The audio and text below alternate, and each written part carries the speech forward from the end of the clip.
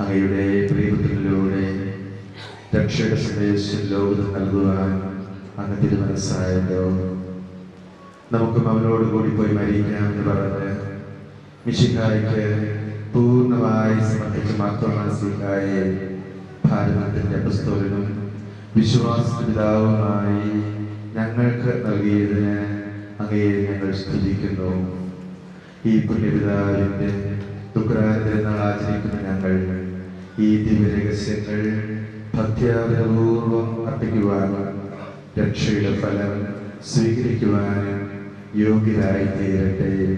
സകലത്തിന്റെ നാഥ എന്നേക്കും ആമേൻ.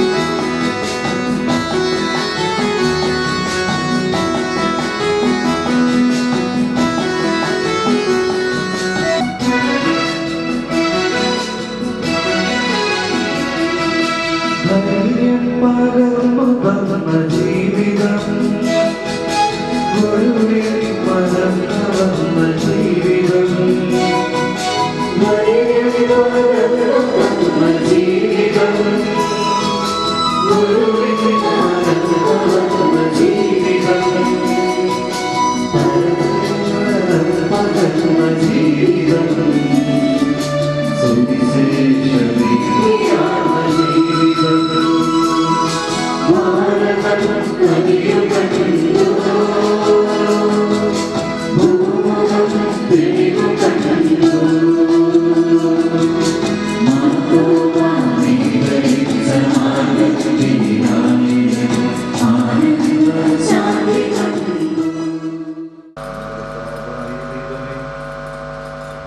സ്നേഹത്തിന്റെ പരിമളം ഞങ്ങളിൽ വീശുകയും അങ്ങയുടെ സത്യത്തിന്റെ ജ്ഞാനം ഞങ്ങളുടെ ആത്മാക്കളെ പ്രകാശിപ്പിക്കുകയും ചെയ്യുമ്പോൾ സ്വർഗത്തിൽ നിന്ന് പ്രത്യക്ഷനാകുന്ന അങ്ങയുടെ തിരുക്കുമാരനെ സ്വീകരിക്കുവാൻ ഞങ്ങൾക്കിടയാകട്ടെ.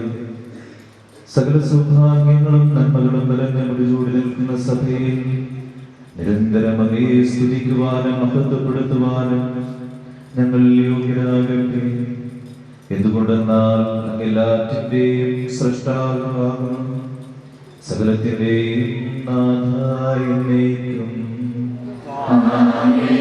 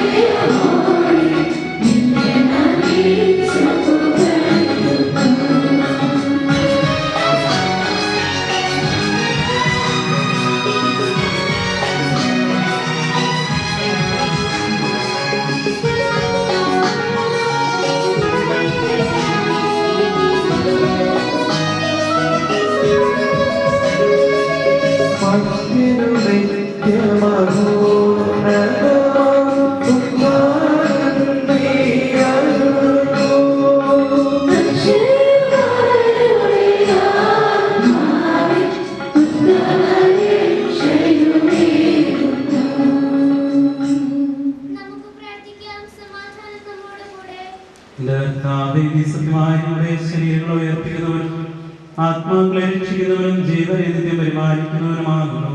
എന്തുകൊണ്ടെന്നാൽ നീ ഞങ്ങളുടെ ശരീരങ്ങളെ ഉയർപ്പിക്കുന്നവരും ഞങ്ങളിപ്പോൾ ഞങ്ങളുടെ സ്തുതിയും ആരാധനയും സമർപ്പിക്കുവാൻ കടപ്പെട്ടവരാകുന്നു. സകലത്തിന്റെയും നാഥായ എന്നേക്കും. ആമേൻ.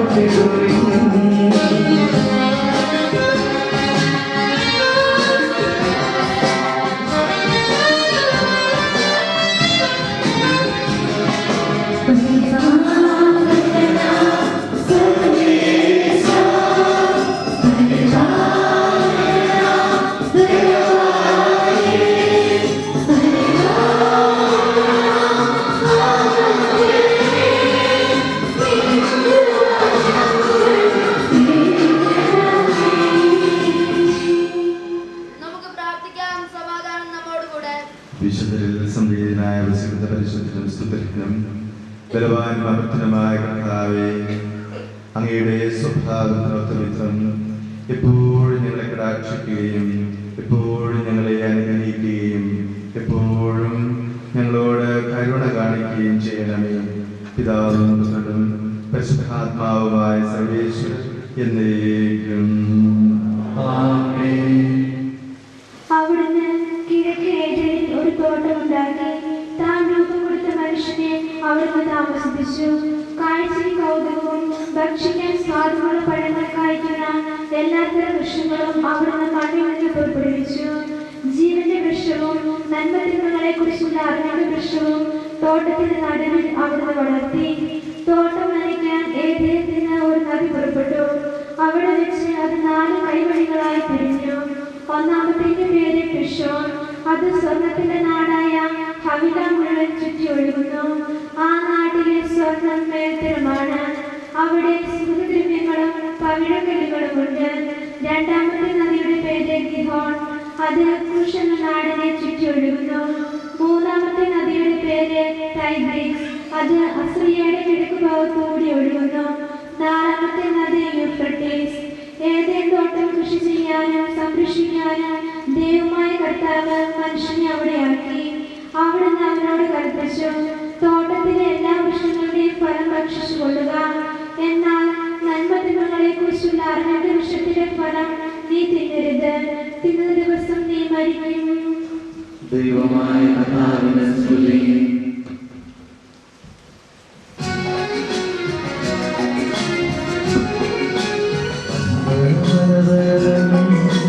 ദൈവമഹത്വത്തെ വാഴ്ത്തി പാടുന്നു. ഹല്ലേലൂയ ഹല്ലേലൂയ ധന്യൻ തോമാശ്ലീഹ നിർമ്മലമാകും പരസ്പരം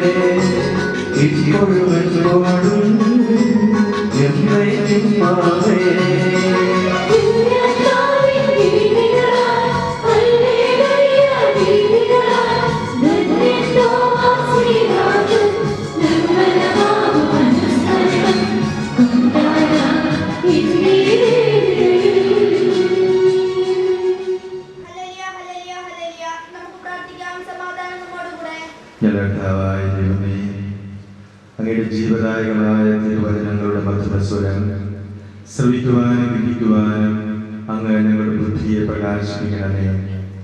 അതുവഴി ആത്മശരീരങ്ങൾക്ക് ഉപകരിക്കുന്ന സ്നേഹവും ശരണവും രക്ഷയും ഞങ്ങളിൽ കൂടുതൽ ഫലമണിയുവാനും ഞങ്ങൾ നിരന്തരം അങ്ങയെ സ്തുതിക്കുവാനും അങ്ങയുടെ കാരണത്താലും അനുഗ്രഹത്താലും ഞങ്ങളെ സഹായിക്കണമേ.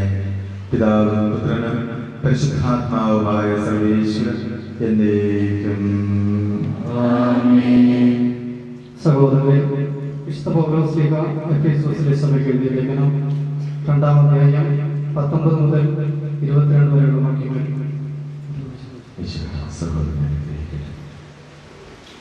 ഇനിമേൽ നിങ്ങൾ അപരിചിതരോ പരദേശികളോ അല്ല, പ്രത്യുത വിശുദ്ധരുടെ സഹപൗരനും ദൈവത്തിന്റെ കുടുംബാംഗങ്ങളുമാണ്.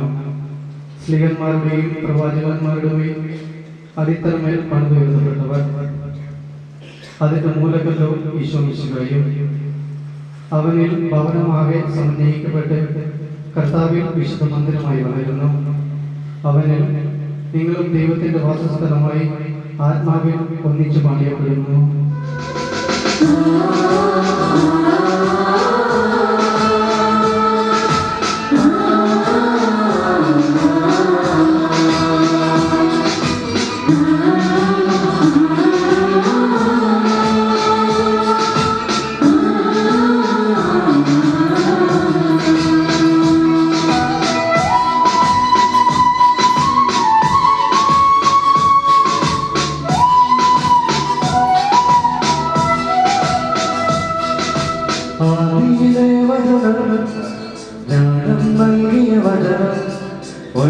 സത്യവും ജീവനുമായ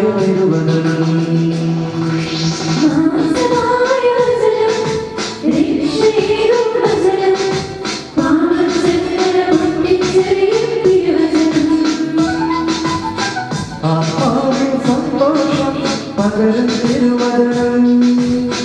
സ്നേഹത്തിൻ വിത്തുടികൾ ദൈവത്തിൻ വചനം ആത്മാവിൽ സന്തോഷം പകരത്തിൻ വചനം സ്നേഹത്തിൻ വിത്തുടികൾ ദൈവത്തിൻ വചനം ഹല്ലേലൂയ ഹല്ലേലൂയ ജീവൻ പകരും വചനമേ ഹല്ലേലൂയ ഹല്ലേലൂയ ഹല്ലേലൂയ സ്നേഹം ചൊരിയും വചനമേ ഹല്ലേലൂയ.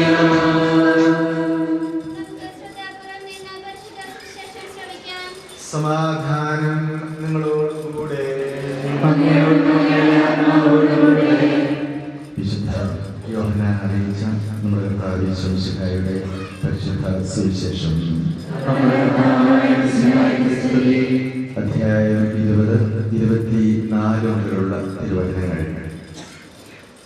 12 പേരിൽ ഒരുവനും ദീദിമോസ് എന്ന് വിളിക്കപ്പെടുന്നവനുമായ തോമ ഈശോ വന്നപ്പോൾ അവരോടുകൂടെ ഉണ്ടായിരുന്നില്ല.